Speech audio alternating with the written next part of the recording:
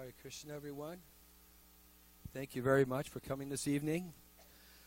We're actually honored with a very special guest, His Holiness Giriraja Swami. He's visiting us from up near, resides in Carpinteria, California, and we're so happy to have him here. We consider him a part of our family, and we welcome him anytime he wants to come. I wanted to just give a little introduction here.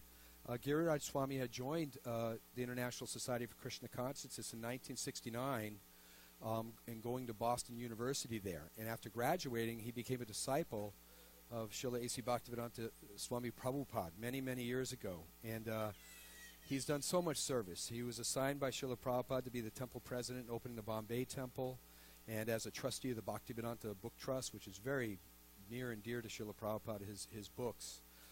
He took the Renounced Order of Life in 1978 and has since done amazing service in ISKCON, in his role as an initiating spiritual master. He's been a part of the governing body commission throughout ISKCON. He went on to oversee many of society's activities in many places around the world, helping to establish and to encourage the practice of Krishna consciousness. And he's also taught at the Vrindavan Institute for Higher Education. And he opened the helped with the opening of the Bhaktivedanta Ashram in Govardhan, Vrindavan, the development of the Kirtan Ashram for ladies, a shelter place for ladies there in Vrindavan, and also the Bhaktivedanta Hospice, which helps support devotees and individuals who have to leave this world to get the nice care, not only materially, but spiritually. They can take full shelter of Krishna and Srila Prabhupada. So, along with that, be aware that with his speaking tonight, he's also the author of several books. And these include Watering the Seed, Many Moons, and Life's Final Exam. So after you hear from Giriraja Swami tonight, please, I want to encourage you to take a look at his books and hopefully take one with you. Okay, thank you. So with a big round of applause, please welcome Giriraja Swami.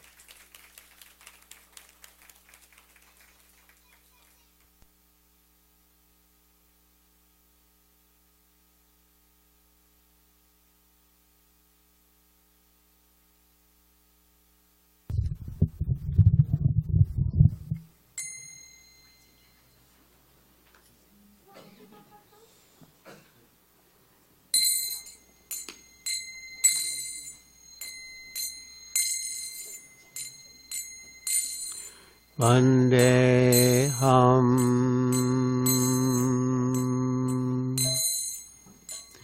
Shri Guru Shri Yuta Padakamalam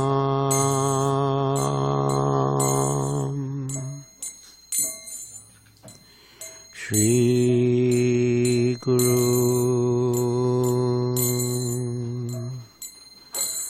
Vaishnavanscha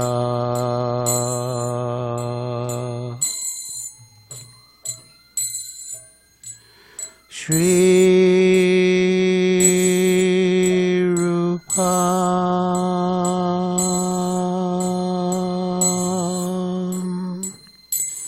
Sagrajatam Sagana Raghunatham Vitam Stam Sajevam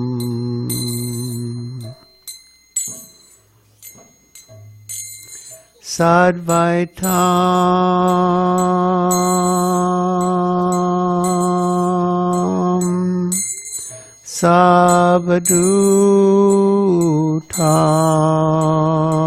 Savadutam Parijana Sahitam Krishna Chaitanya Devam Shri Radha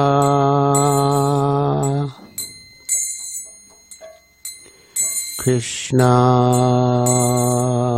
Padang Sagana Lalita Shri Vishakanvitangscha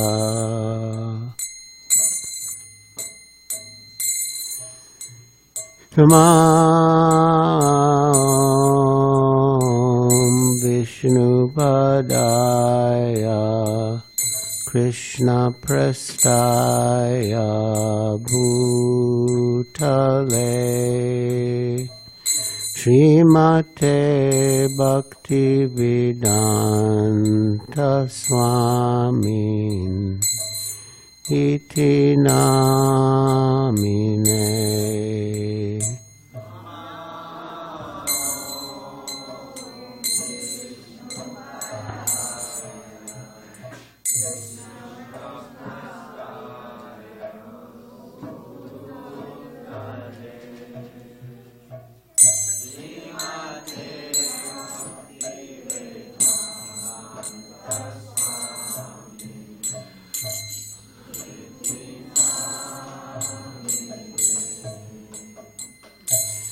Namaste Saraswati Deve Gauravani Pracharine Nirvishesha Shunyavadi Paschatya Deshatarine.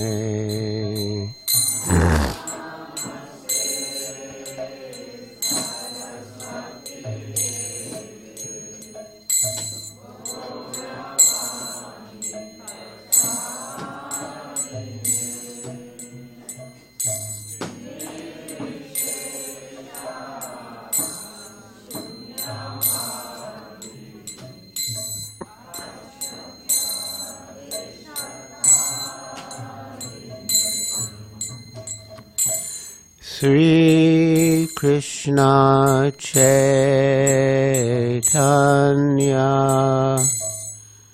Prabhu Nityananda Shri Advaita Gadadhar Shivasadi Gaur Bhakta Vrinda.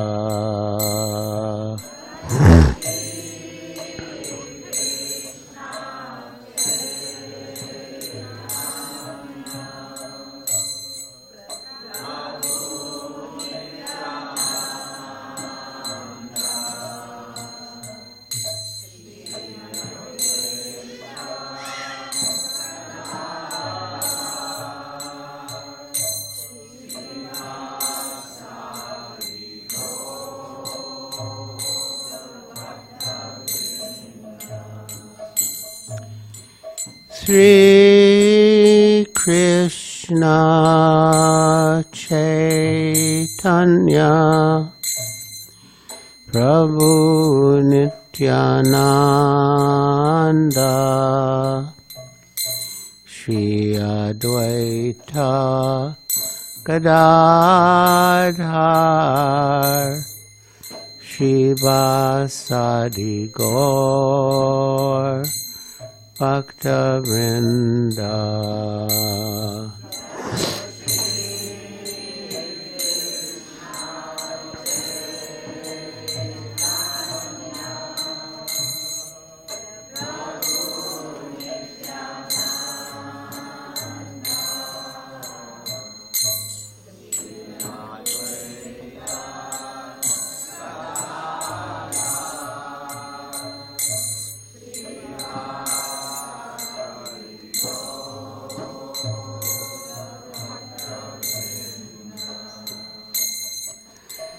Sri Krishna Krishna Chaitanya Prabhu Nityananda Shri Advaita Gadadhar Shivasadi Gaur Bhakta Vrinda.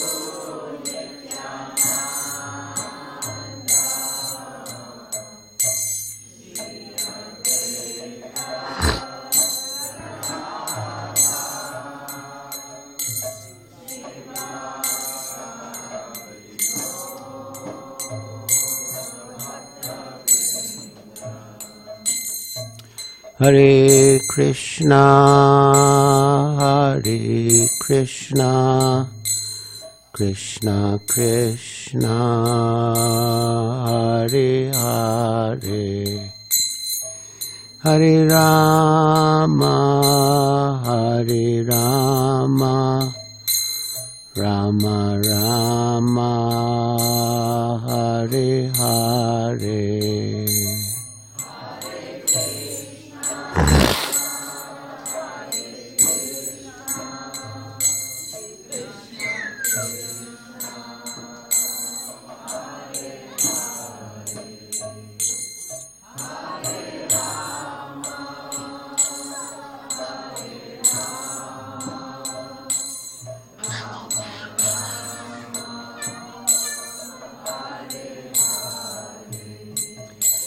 Hare Krishna,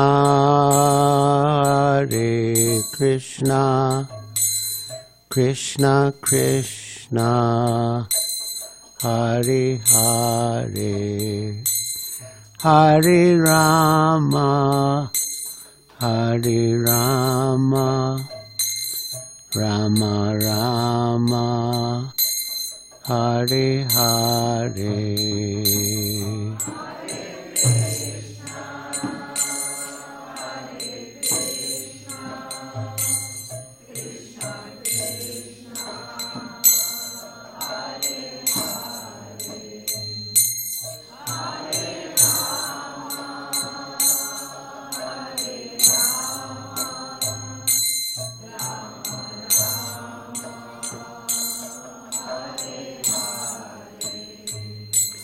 Jaya Prabhupada, Jaya Prabhupada, Prabhupada, Jaya Prabhupada.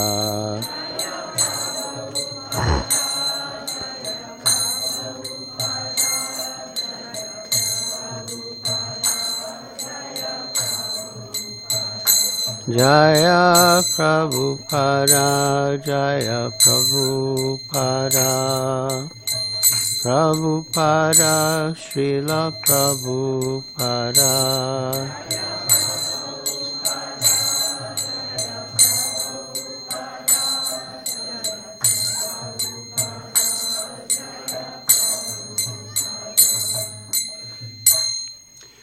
Jayam Vishnupad Paramahansa Pariprajakacharya Stotra Sutta Sri Srimad Bhaktivedanta Swami Prabhupada Ki Jai.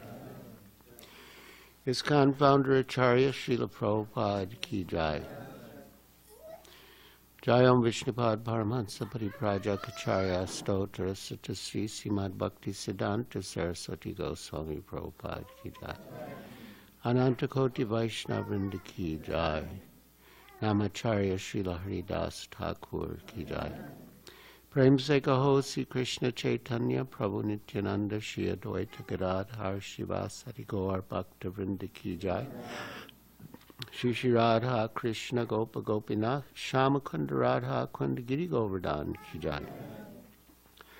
Vrindavan Dham Ki Jai, Navadvip Dham Ki Jai, Jamuna Mai Ki Jai, Ganga Mai Ki Jai, Tulsi Devi Ki Jai, Bhakti Devi Ki Jai, Samveta Bhakta Vrinda Ki Jai. Nitai Gaur Premanande Hari Hari Bol. All glories to the assembled devotees. All glories to the assembled devotees. All glories to the assembled devotees. All glories to Sri Guru and Sri Gauranga. Glories to Srila Prabhupada.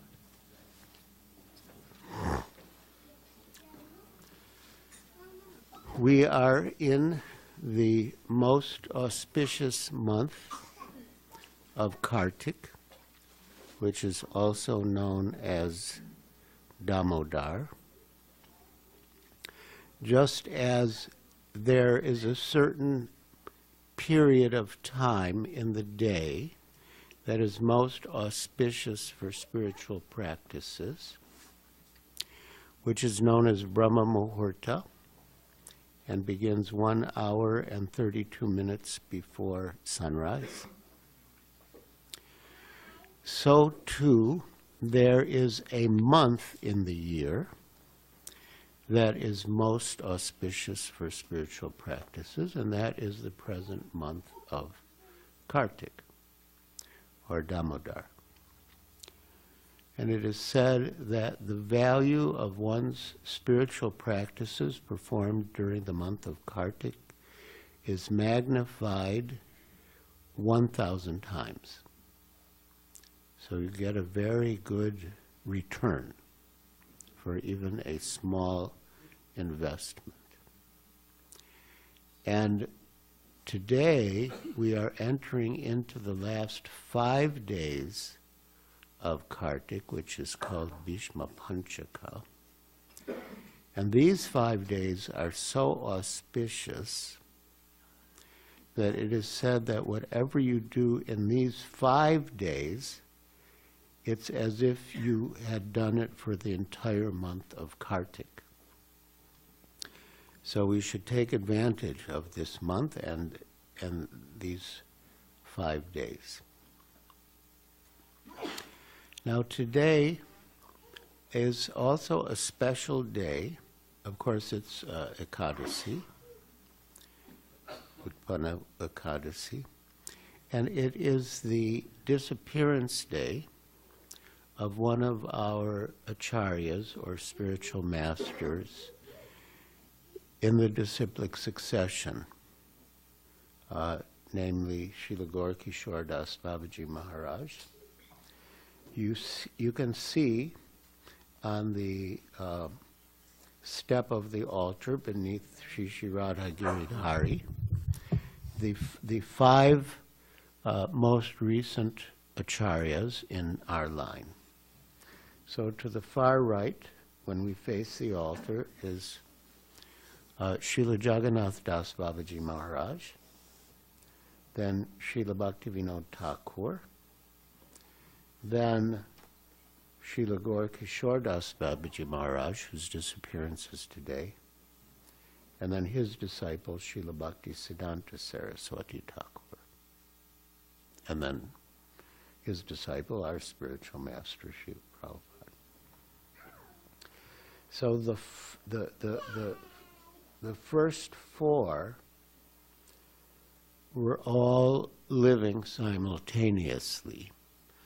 And because today is Srila Gaura Kishore Das Babaji Maharaj's disappearance day, we'll focus on him. So he was very renounced.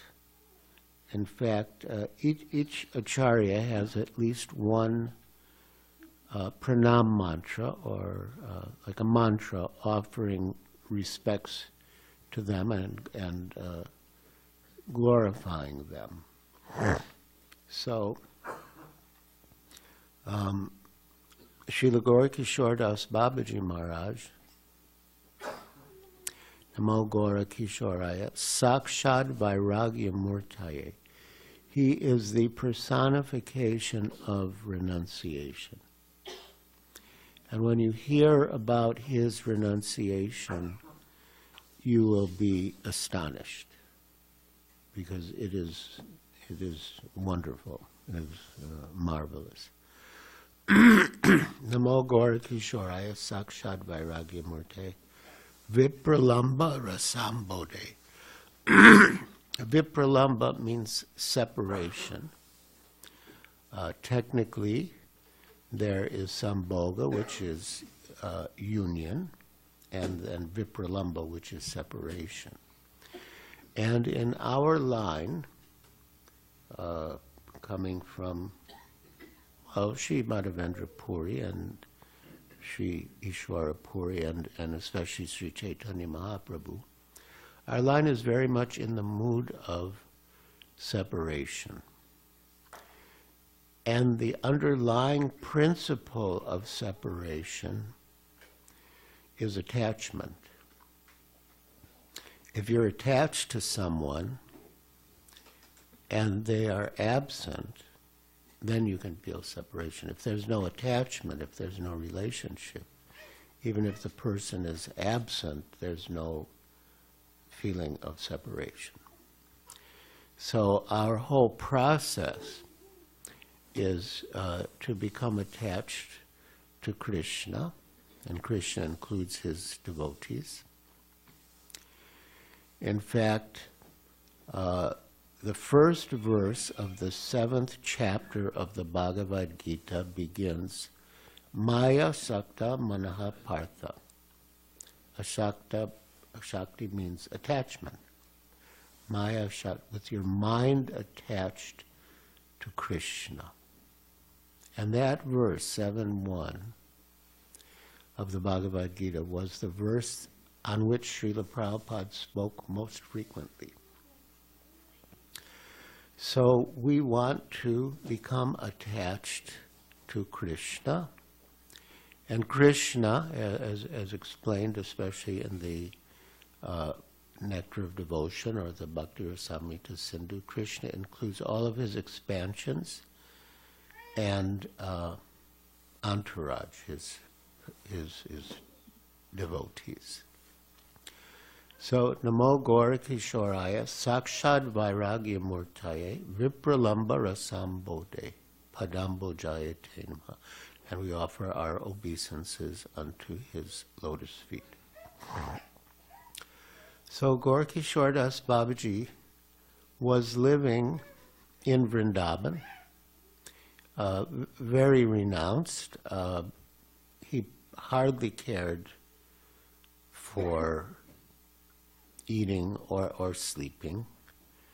And he would roam the 12 forests of Vrindavan in his mood of ecstatic love for Krishna, Radha and Krishna. Now, at that time, or leading up to that time, there was no clear recognition of the birthplace of Sri Chaitanya Mahaprabhu. And Srila Bhaktivinoda Thakur did research of old maps, and he consulted local people to try to determine the birthplace of Sri Chaitanya Mahaprabhu, who was actually Krishna himself, the incarnation of Krishna in playing the part of a devotee in the present age of Kali. And so he determined the birthplace, and to confirm his reckoning, Srila Jagannath Das Babaji Maharaj was brought to the site. Bhaktivinoda Thakur determined the site, and when he went there, he found there was a mound of earth with profuse tulsi trees growing, tulsi bushes. And Jagannath Das Babaji Maharaj was very old, about 120. In fact, it is said that he was remaining alive. He was just waiting for Bhaktivinoda Thakur to come so he could impart his knowledge, his realization to Bhaktivinoda Thakur. So Babaji Maharaj's disciple brought him to the site. They didn't say anything. They carried him, like in a basket, palanquin. But when he got to that site, he spontaneously jumped up and started to dance in ecstasy, because he could feel this was the place. So, Gaur Kishore Das Babaji was in Vrindavan. But when Bhaktivinoda Thakur determined the birthplace of Sri Chaitanya Mahaprabhu in Mayapur, Jagannath Das Babaji, who was like the guru of Bhaktivinoda Thakur, a Shiksha guru, but he was the main guru of Bhaktivinoda Thakur, which would make him the Param Guru of Srila Gaur Kishore Das Babaji. So he advised Gaur Kishore Das Babaji Maharaj that he should move from Vrindavan to Mayapur, to Navadvip, which he did. So Gaur Kishore Das Babaji, he lived on the banks of the Ganges. I mean, he was so renounced, as I mentioned, he would just sleep on the ground. And for food, he might get some rice that he would just parch in the sun,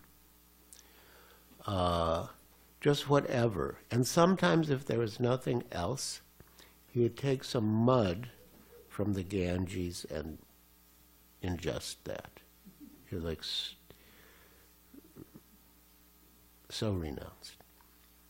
And for cloth, he picked up whatever cloth was lying in the street, or he would go to the crematorium and pick up rejected cloth from the crematorium, and that was what he would wear.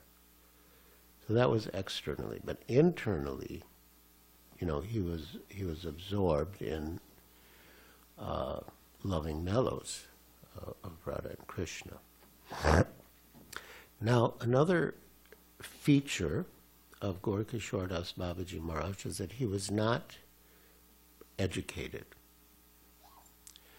It is said that he was illiterate, but he might not have been completely illiterate, but he was uneducated. And it said that he couldn't even sign his own name.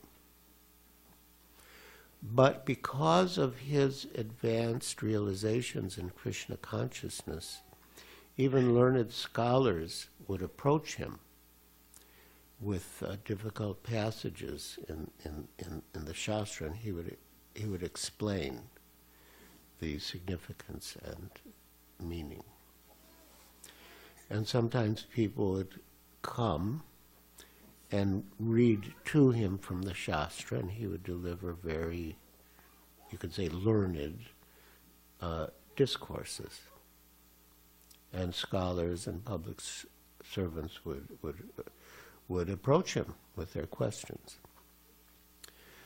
Now, it's also common, I mean, I say India because the context of Gaur Kishore Das Babaji was India, but it's probably true everywhere in every tradition that people want material benefit. But let's take India. They want Ashirvad. They want material blessings. Just today, I mean, not to point out anyone in particular, today I received a letter from a 17-year-old boy in Mumbai who's going to be taking some very difficult and important exams. So guess what? He asked for my blessings. So people can approach saintly persons with all sorts of desires, material desires, And especially Gorkishore Das Babaji Maharaj was such a renowned saintly person that many people were approaching him with those material desires.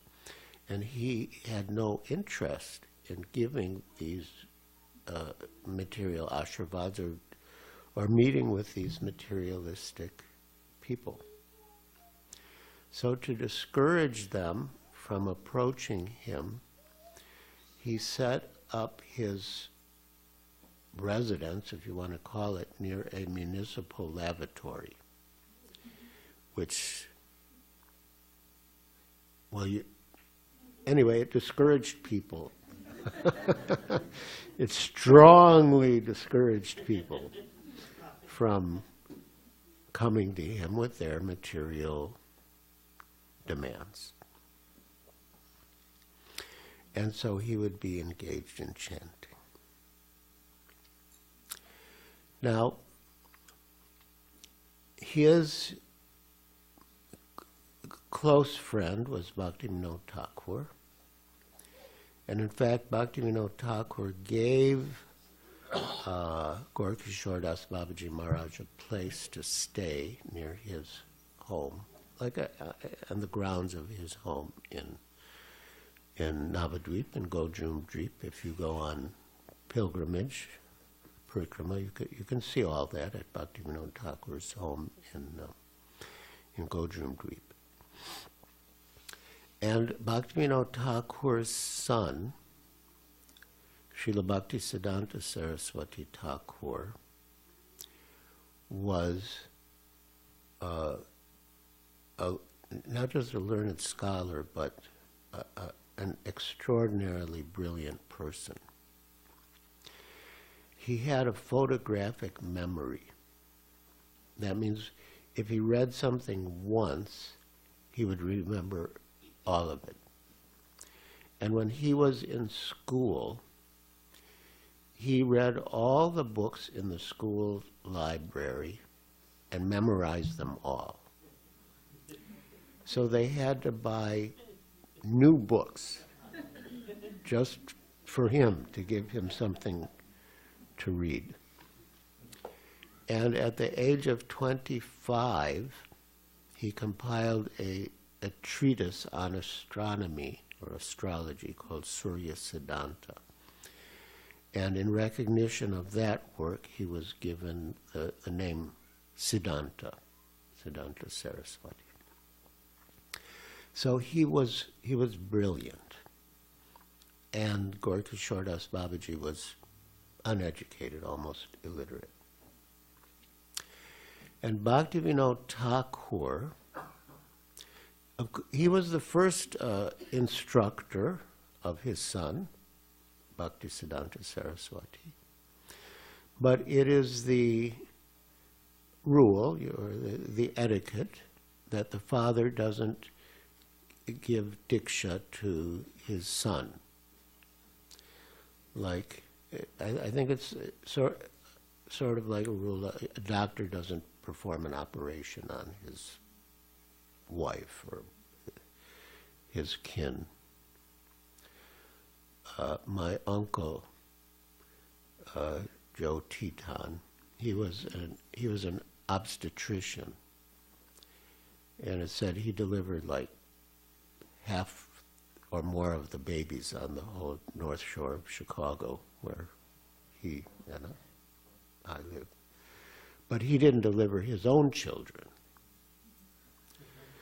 So Bhaktivinoda Thakur, of course, he instructed his son in the science of bhakti, but he wouldn't give him diksha.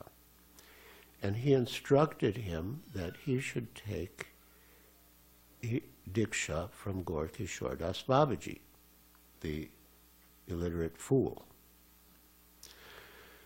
So Bhaktisiddhanta Saraswati, I mean, he didn't really have that name then, but still, he approached Gorkishore Das Babaji. And Babaji Maharaj indirectly refused him. He put him off. He said, well, I'm not accepting any disciples, so I'll have to ask Sri Chaitanya Mahaprabhu. So Bhaktisiddhanta Saraswati went back and reported to his father, Bhaktivinoda Thakur. Bhaktivinoda Thakur was not happy. He said, you go back, you have to get his mercy. So he went back. Again, he approached him. And again, Gorky Shordas Babaji Maharaj put him off. He said, oh, I'm sorry, I forgot to ask Mahaprabhu. So again, Bhaktisiddhanta Saraswati returned home. And this time Bhaktivinoda Thakur was really upset. Because Gorkishore Das Babaji Maharaj was a Mahabhagavat, on the highest platform of devotees. And, he could understand what was in his prospective disciples' heart. Maybe there was some pride. I mean, at least later, that's how Srila Bhaktisiddhanta Saraswati Thakur presented it, that he had some pride within his heart on account of being such a learned scholar. And therefore, Gorkishore Das Babaji Maharaj was rejecting him. So after having failed twice, Bhaktivinoda Thakur told him, you go again and you beg for his mercy. And if you don't get his mercy, don't come home. Don't bother coming home. So at that stage, Saraswati Thakur, he was genuinely humbled. So he went towards the Ganges, and he was in the mood that if Gorkishore Das Babaji Maharaj didn't accept him, he would just throw himself in the Ganges and drown himself. And Gorkishore Das Babaji could understand his heart, and so he accepted him. And he became the only disciple of Gorkishore Das Babaji Maharaj, because Gorkishore Das Babaji Maharaj was very renounced, he was very humble, and he didn't accept disciples, but he did make one exception for Srila Bhaktisiddhanta Saraswati Thakur. So Gorkishore Das Babaji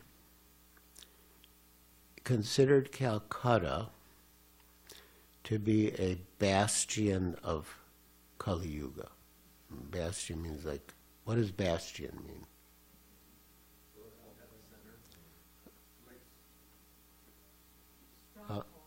Yeah, that's it. That's it. Like a stronghold, a fortress. So he told him, never go to Calcutta. Now, Bhaktisiddhanta Saraswati Thakur, as Srila Prabhupada says, he underwent severe austerities to start this movement. He took a vow to chant 1 billion holy names. I mean, 64 rounds is 100,000.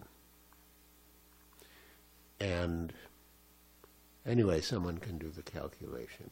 But like 1 billion, that's like a lot. It's like years of chanting, 9 years. 9 years of chanting, how much a day? Yeah, right. So Haridas Thakur, he would chant 3 lakhs a day. That's 64 rounds times 3. That's like a lot. So 1 billion holy names is 9 years of 3 lakhs every day. And he was also austere. He would just boil some simple rice, or even like his Guru Maharaj parched some rice in the sun. And he had a little hut in Mayapur, he would just chant.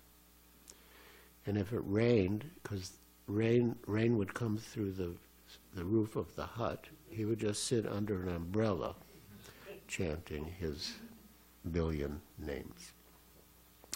But after he completed his billion names, he was ready to come out and preach. And that meant to go to Calcutta. So in one talk that Srila Prabhupada gave at the Ardha Kumbh Mela in Allahabad in 1971, I happened to be present. So he said that, that Gaurkishore Das Babaji had ordered his Guru Maharaj never to go to Calcutta, but everyone knows he went. So does that mean that he disobeyed the order of his Guru Maharaj? And Srila Prabhupada replied, no, because he was not in Calcutta. He was always in Vaikuntha. So eventually, Gaurkishore Das Babaji, there's more, of course. And His Holiness Bhakti Vikash Swami Maharaj has compiled a wonderful set of 3 volumes called Shri Bhakti Siddhanta Vaibhav, focused on Srila Bhakti Siddhanta Saraswati Thakur. But within that is naturally quite a bit about Srila Gaurkishore Das Babaji Maharaj as well. In fact, there's one little story from that book. Srila Bhakti Siddhanta Saraswati Thakur was on a ship, and someone on the ship asked him about his Guru Maharaj. Something like you don't speak about your Guru Maharaj so much, or something like that. So Bhakti Siddhanta Saraswati Thakur, he pointed down to where the ship's engine was propelling the boat. And, he said that might be true, but actually my Guru Maharaj is the engine that is propelling me. Whatever I'm doing is on the power of my Guru Maharaj. So, when he passed away, when Gaurkishore Das Babaji Maharaj passed away, there was a lot of controversy about who would get possession of his body. Because, people thought if they get the body, if they have his samadhi, then, people will come. They'll get more visitors and maybe more income. And another thing is that Gaurkishore Das Babaji Maharaj said that after he leaves his body, he wants his body to be dragged through the streets of Navadvip, which, of course, is a very humble thing to say. And he wanted his body to be dragged through the dust upon which the pilgrims to the holy Dham had walked. So when Srila Bhakti Siddhanta Saraswati Thakur heard that his Guru Maharaj had passed away, he rushed to the site. And the body was there, and people were arguing over who was going to take possession of the body and what to do with it. So he said, I'm the only disciple of Srila Gaurkishore Das Babaji Maharaj, so I will take possession of the body. And they said, but he was a renunciate. You're not a sannyasi,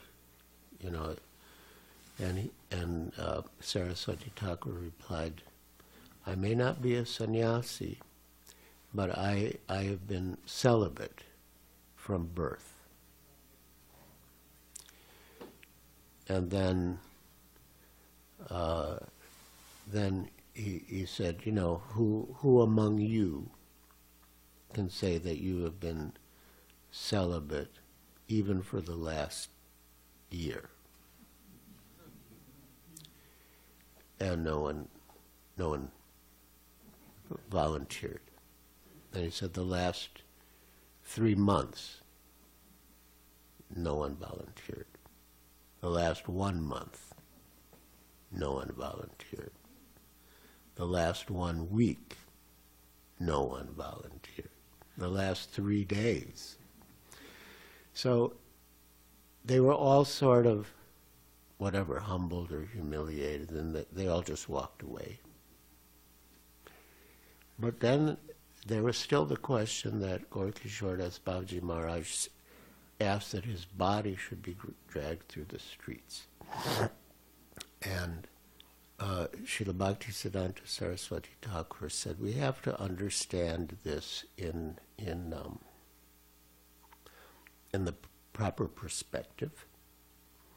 And he gave the example of Haridas Thakur, who's also very humble,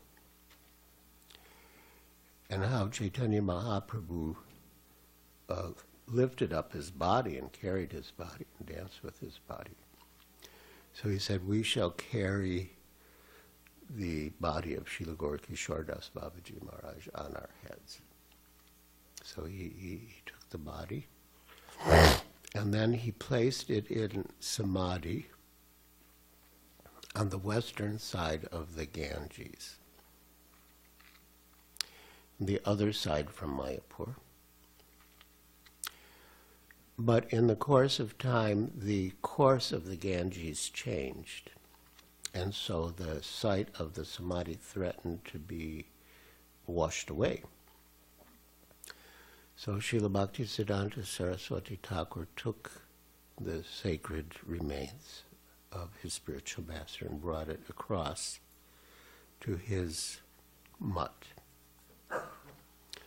And at his mutt, he's sort of, in a way, recreated Vrindavan. He has like a little I mean, it's not that little, but like a little Govardhan hill with Govardhan Shilas. I mean, only someone with the potency of Srila Bhaktisiddhanta Saraswati Thakur, which is hardly anyone, could do that.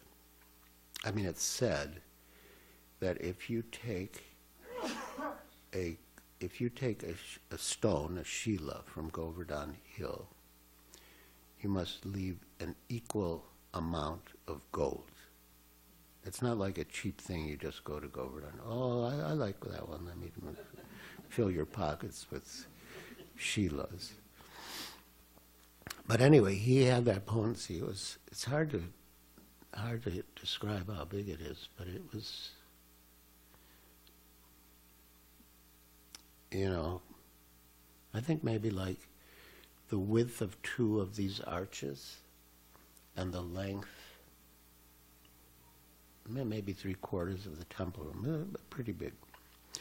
And he had a Radha Kund and a Shama Kund that he made, ponds. So he brought the remains of Srila Gaura Kishore Das Babaji Maharaj and quite appropriately put them in samadhi near Radha Kund. And even today, if you go to Mayapur on Parikrama, you go to Sri Chaitanya Mutt, you can see that and pray to him. So I always consider this day important in a personal way because our main practice is to chant the holy names. And 1 year on this occasion, in Dallas, actually, I was praying to Srila Gaura Das Babaji Maharaj to help me with my chanting. And the answer I got from him, or the answer I imagined I got from him, was that you have to chant attentively. I said, well, how do I do that? I said, well, you have to practice. Now, Srila Bhaktivinoda Thakur, in his Harinam Chintamani, book about the holy names, he says that attentive chanting will destroy all the other offenses, 10 offenses, dasna and aparad. And on the other hand, inattentive chanting will allow the other 9 offenses to flourish. So that's like a challenge that we all face, to chant attentively. And so many devotees have had japa retreats, japa weekends. We had one here in SanDiego some years ago. Because it really, it makes a huge difference when you chant attentively. His Grace Burijan Prabhu, my god brother, says that he remembers the first time he heard the Harekrishna mantra. He remembers exactly when and where it was in Hong Kong, Tokyo. And then he said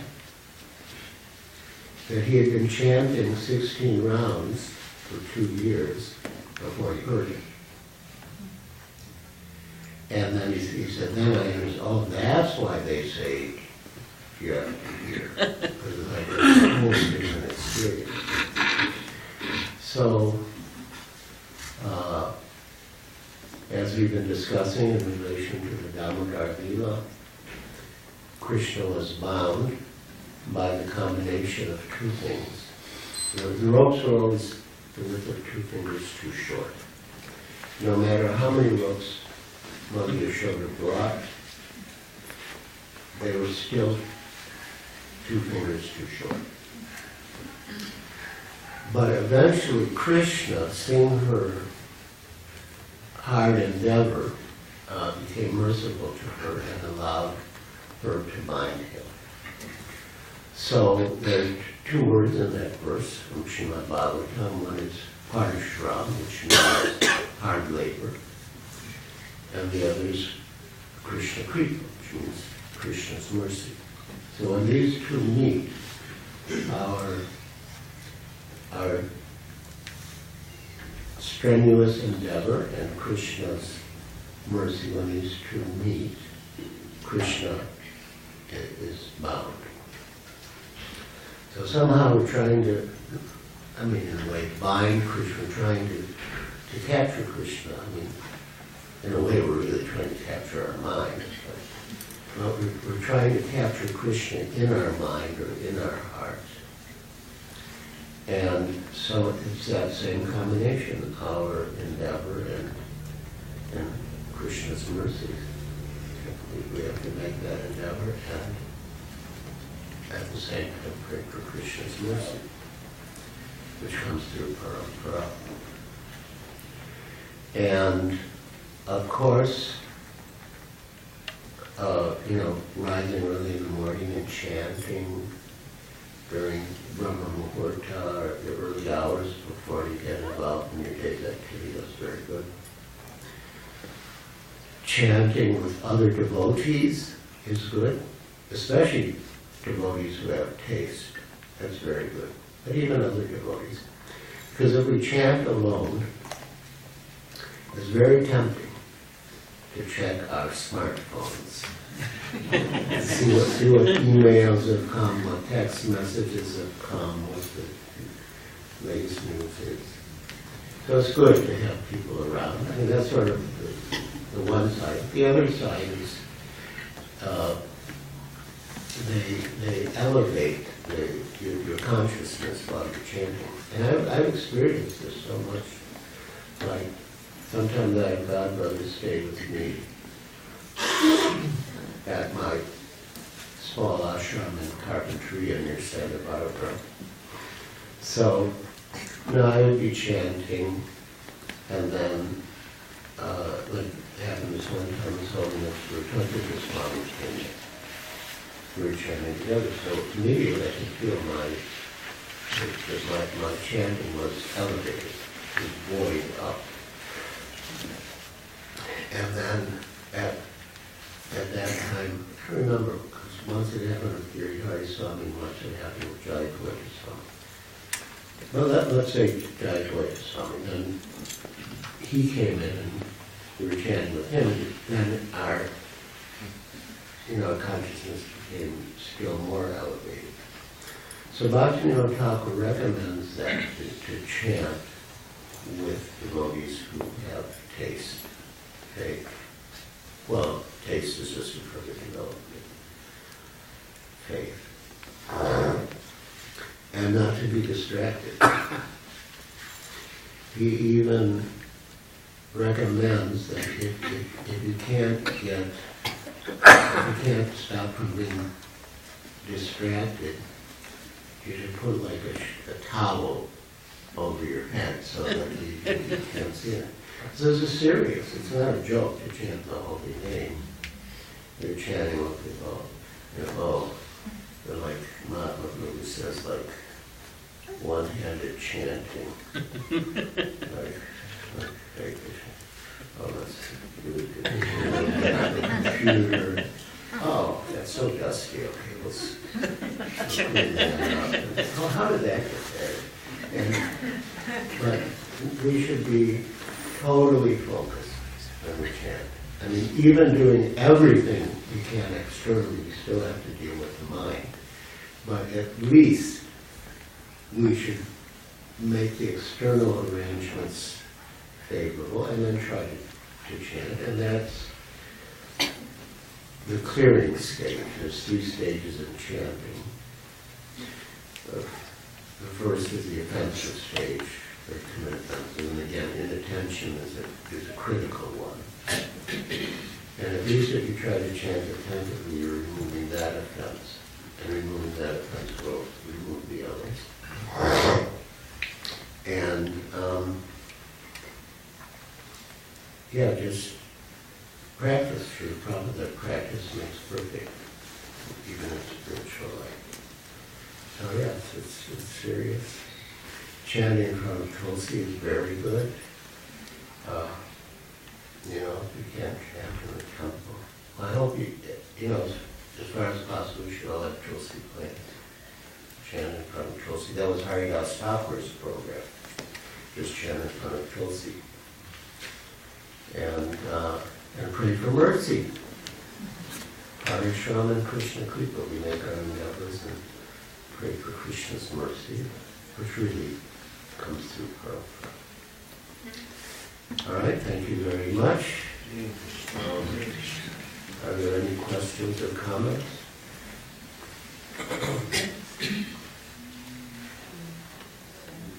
Yes, Paramdam Prabhu. Sometimes when... Do we have a traveling microphone? Yeah, right here. Hold it like this. Okay. Sometimes devotees, when they describe his experience with the chanting,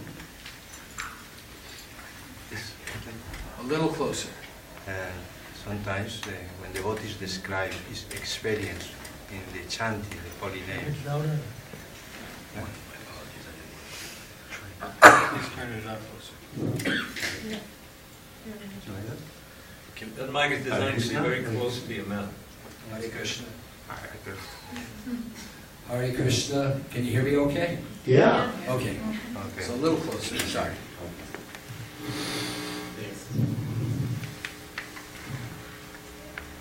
When devotees explain his experience in chanting the holy name, he said after some time the holy name is revealed to them, is manifest to them.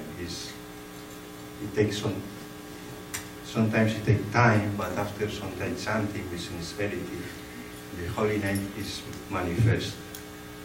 What means that? What means when you feel the holy name is manifest? Well, why didn't you ask them? Why didn't you ask me? I hadn't realized that.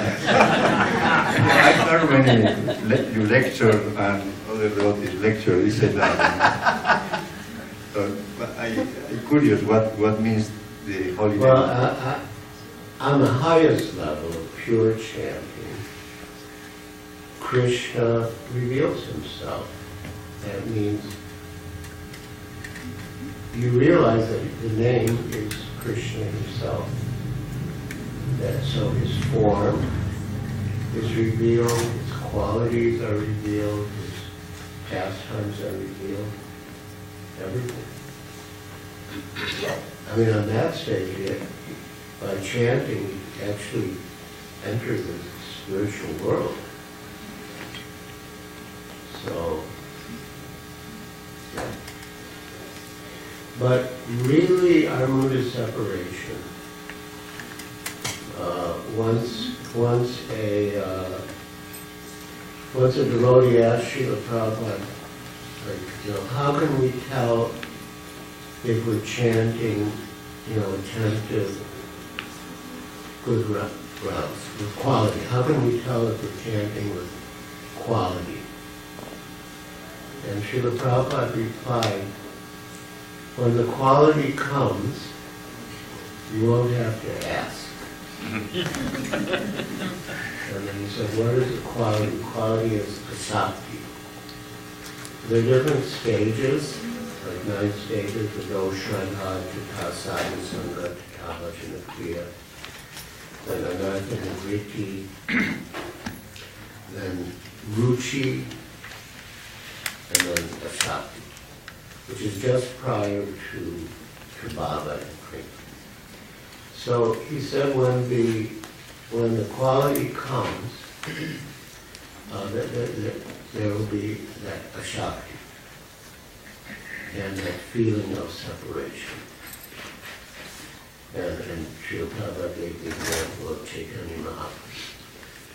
Sunyayi tam jagat sarva, Govinda virathinamita. Without Govinda, the whole universe is vacant, it's empty. So that's the mood. That other, like, last night I saw Krishna, saw Radha Krishna dancing, that's Sahaja, that's making it cheap. So I don't think a devotee would say, I was chanting and the holy name revealed itself. I saw Radha Krishna dancing. I don't know. But it's more like the move of separation. I mean, it may happen, but devotees don't speak like that. But there was anyway, it's an interesting story, but the idea is the mood of separation. When we were at the Arya Kumbh Mela with Srila Prabhupada in 1971, a man came to our camp, and the way he was speaking, he was just like one of us.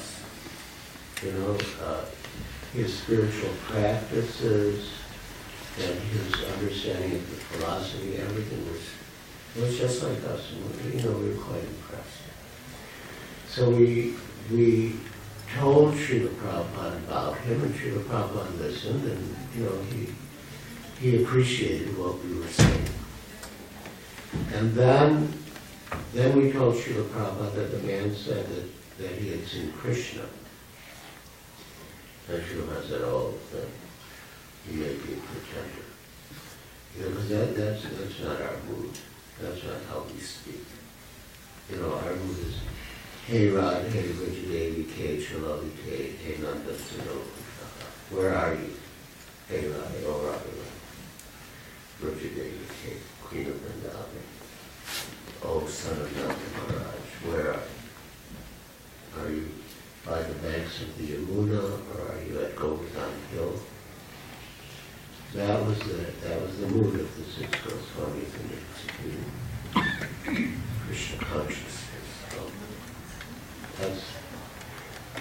it's our mood, it's the highest, and it's also the safest. Otherwise it can be like a little, cheap voice, all right, Krishna. Yes. I hope that's all right.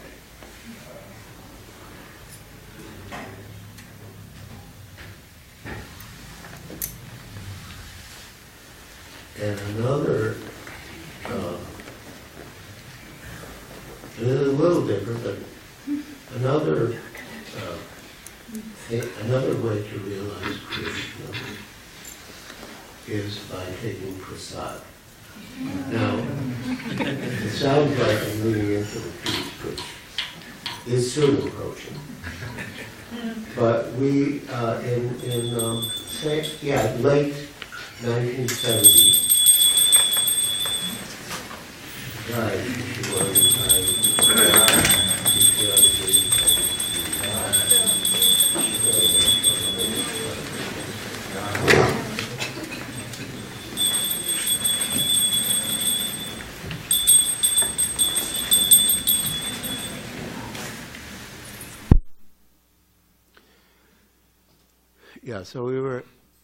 so Srila Prabhupada was invited to a Vedanta Sammelan at the Vedanta Ashram in Amritsar, Punjab. And it was basically a Mayavadi place, impersonalist. And they had impersonal slogans everywhere, like Tattvamasi and Aham Brahmasmi, so many things. So very early in our stay there, so the organizers gave Prabhupada one room, one unit, and next to that was another unit. And in the other unit there were two ladies in the group, I think Yamuna Devi and Kaushalya, and then us men, we were sleeping in the courtyard. Or they had like a big hall, like a dormitory, not reserved for us. We could either go in the big hall or just sleep outdoors in the courtyard. So, in the morning we would go into Srila Prabhupada's room and sing the samsara prayers. That was the usual, or as Dravida Prabhu once pointed out, we shouldn't, or Indradumya Swami, we shouldn't say the samsara prayers, we should say the Guruvastakam prayers. And so we would sing the prayers and have a little talk. So we were asking Srila Prabhupada, like, what is this, all these slogans, and he said actually they don't agree with our philosophy, but they invited us because of our kirtan, and they believed, and it was true, that by having us come and perform kirtan, they would get way more people to come to their pandal than otherwise. So,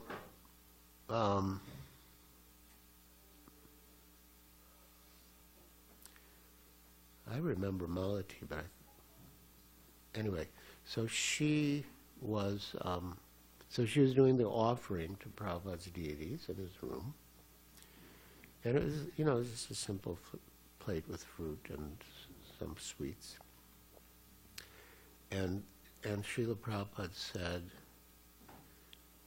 you know, they will go on for years speculating without coming to any conclusion.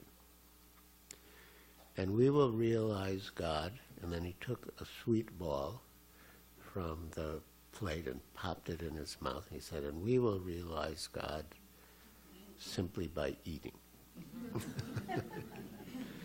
So this is superior process.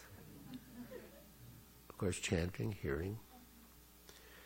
It's like, yeah, Prabhupada sort of explained our movement in the early days as chanting, dancing, feasting, and philosophy. So one disciple was sort of presenting that to an audience in Srila Prabhupada's presence. And so the disciple said, chanting, dancing, feasting, and philosophy, and a little work. And Prabhupada interrupted, no work. So then the disciple began again, you know, chanting, dancing, feasting, and philosophy, and it just a little bit of work. I said, no work. This is not work. If it's devotional service, it's not work. It's bhakti yoga. It's devotional service. It's pleasure. Okay, so what's next? Who said that? Oh. Very intelligent.